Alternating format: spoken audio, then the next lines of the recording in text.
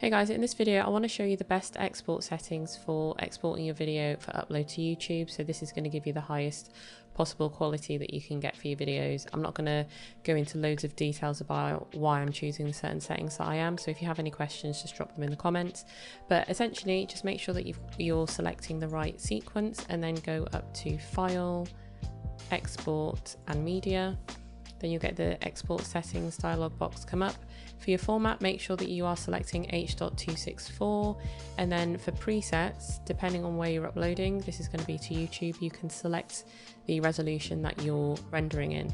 So for this one, I shot in 4K, so I'm going to select the 4K option. If you shot in 1080, then select 1080, don't select 4K because it'll make your footage look really crap.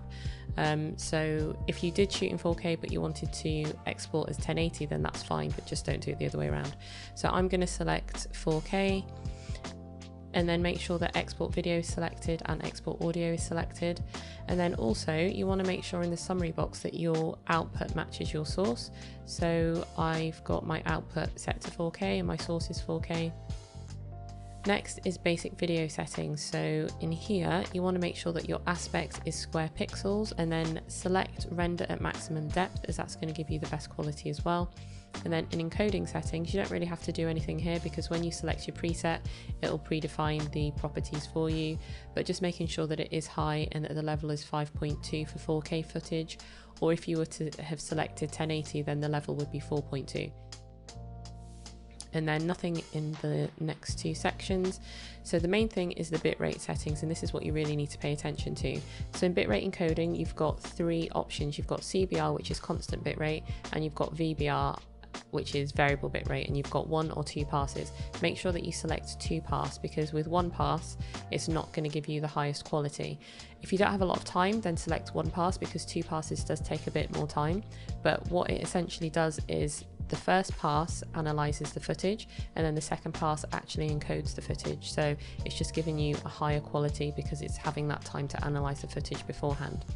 So the target bitrate is something that I match to what I shot my footage in the first place. So for this, I shot, my bitrate was 50, and you can just find this in your camera settings. And then the maximum bitrate, this doesn't have any bearing on the file size. The target bitrate does. So if you look at the estimated file size down here, if I take my target bitrate up, then it's going to increase the file size. But there's no point taking that up if your camera only shot at a certain bitrate. So as I said, mine shot at 50, so I'm going to set it to 50. And then the maximum bitrate really just gives it a bit of more room to play with.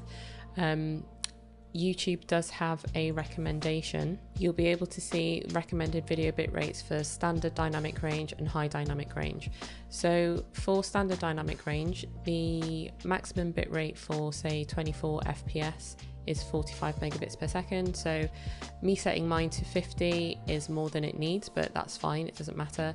And then what I tend to do is look at the high dynamic range recommendation settings, and I just crank it up to the highest that will go to. So it's no harm in doing that, it just means that it gives it more to play with. So I'm going to set this to 85. Then the next thing, there's nothing in the advanced settings or VR video. So the next thing is using maximum render quality. So you just want to make sure that you select that. And then after that, it's just a case of exporting it. So you can export it in Premiere, but that means that you're not going to be able to use it. So what I do is I add it to a queue, and that'll open Media Encoder and add it in there. And so this just means that you can keep working in Premiere Pro. And then also if you have more videos to export, you can just add them all in a queue here and render them all together sequentially later on. So then you just hit the play button and it'll start rendering your video. It'll give you this little summary down here of what's rendering, and then it'll also tell you the time down here of how long it's going to take to render the video. So that's literally it. Hope you found this video useful. If you have any questions, just drop them in the comments below. But thanks for watching. Catch you next time.